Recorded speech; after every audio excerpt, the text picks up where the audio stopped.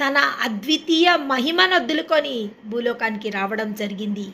ఒక రిక్తునిగా ఈ భూలోకానికి రావడం జరిగింది. ఒక మామూలు మానవునిగా ఈ భూలోకానికి రావడం జరిగింది. తన అన్ని త్యాగం చేసి ఒక నరరూపధారిగా, ఒక మామూలు మానవునిగా ఈ లోకంలో వచ్చి ఆయన జీవించడం జరిగింది.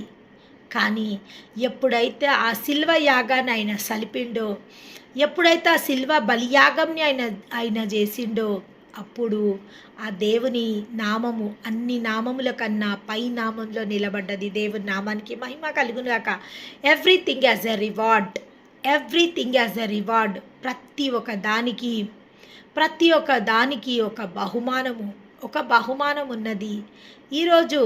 ఈరోజు మనము కనికరం చూపెట్టడానికి ఒక బహుమానం, మనం ఇతరులను ప్రేమించుటకు ఒక బహుమానము, మనము దీన మనసు కలిగి ఉండుటకు బహుమానము, అదేవిధంగా న్యాయం